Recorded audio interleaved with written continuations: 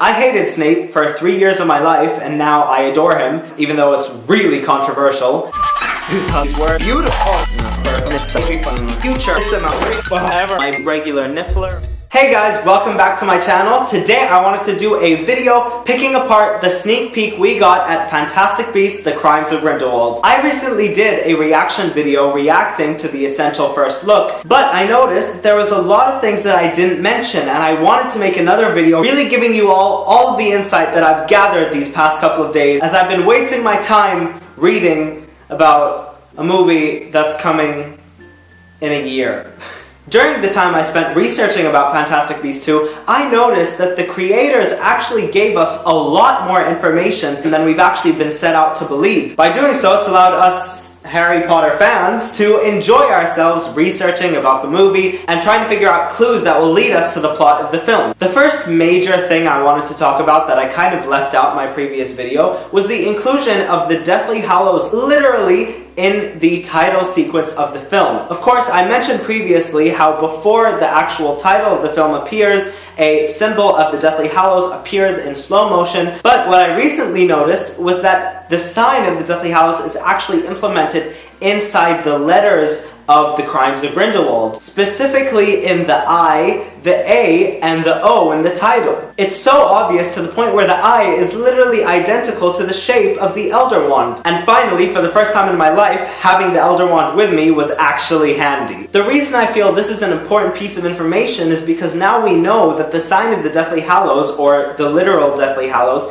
are going to be so prominent in the story. Another thing I didn't mention is how literally inside the portrait of the full cast, we see Johnny Depp as Gellert Grindelwald holding the Elder Wand. Now, this is a huge piece of information, which in a way was given to us before the Fantastic Beasts series was even announced, because we knew that, spoiler alert, that we now know that in the end of Fantastic Beasts 5, which is set in 1945, Dumbledore will win the Elder Wand from Gellert Grindelwald. Having Johnny Depp hold the wand in the sneak preview is just a confirmation that J.K. Rowling is not going to go around changing the lore that she's created for the Harry Potter series. Staying on the topic of wands, you have the fact that the wand that Jude Law, who happens to be playing young Dumbledore, is holding looks almost identical to the Elder Wand. They've actually got almost the same mold, and I'm curious to see how that is going to be implemented into the story, considering the relationship that we've previously known between Dumbledore and Grindelwald. On the topic of their relationship, it's actually kind of weird that you can tell by the way they're standing that they're actually very similar. They both close off both ends of the portraits, and they actually both stand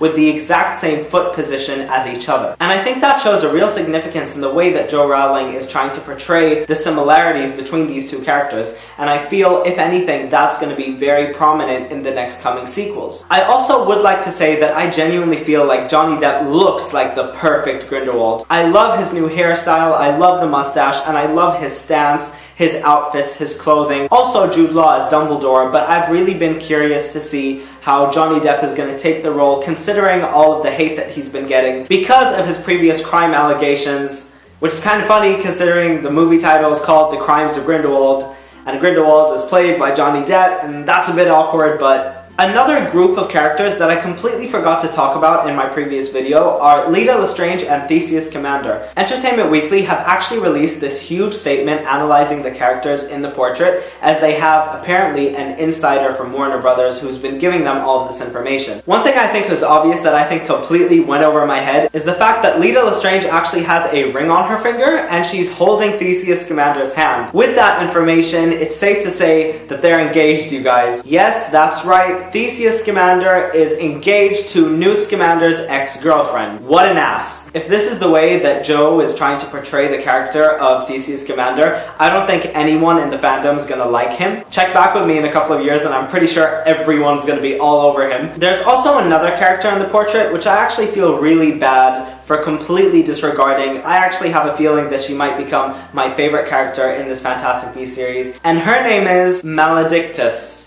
Maledictis? I don't know. In the image, you can actually see Maledictis and Credence Barebone embracing each other, and we already know from the description they've given on her character, she's a witch who has been cursed to carry a disease which allows her to turn into a beast. Because of that, I actually think it's a brilliant way to fit more beasts into the Fantastic Beasts franchise without giving us too much of Newt Scamander's case that, in my opinion, kind of holds the story down a bit, especially if they wanted to go down the Dumbledore versus Grindelwald route. What I really wanted to talk about is her clothing and the colors that she wears, because I think that that is a foreshadowing or a kind of symbolization of the beast she turns into. If so, I really hope the beast she turns into is an Alchemy. If I'm being completely honest, I think that Alchemies are gorgeous and we can never get enough of them, just like we can't get enough of the Demiguise or Nifflers. One thing I completely forgot to mention was that this is the final confirmation that Credence Barebone is alive. I know that David Yates previously stated that there was actually a deleted scene from the first Fantastic Beasts film in which Credence actually boards the train that Newt is leaving on after he embraces and says goodbye to Tina in. I do feel like it's great that they didn't leave that in the film, because if they did do that, Fantastic Beasts would have felt like a setup, whereas at the moment it did feel like a standalone movie, which I really enjoyed. Don't get me wrong though, I need the sequels more than anything in the world. And finally, the two characters that I've been dying to talk to you guys about are Queenie and Jacob, and you guys can actually notice that Queenie and Jacob are holding hands, and that's genuinely what's made me as happy as I am this past weekend. Queenie and Jacob are my one true OTP because I feel like Queenie and Jacob share a love that's so unconditional, because it's really obvious that Queenie is one of the most gorgeous Harry Potter characters there are, and Jacob was this extremely insecure guy who didn't like his job, didn't like his life, and she just picked him up and made him happy, and just they give me hope that love exists in the world. And other than that, I think that's pretty much all the stuff you need to know about the Fantastic Beasts sequel, Fantastic Beasts and the Crimes of Grindelwald. There you have it, guys. That was my video for today. If you enjoyed the content, please leave a like and a comment down below, and subscribe to my channel to see a whole lot more Harry Potter content. Bye guys!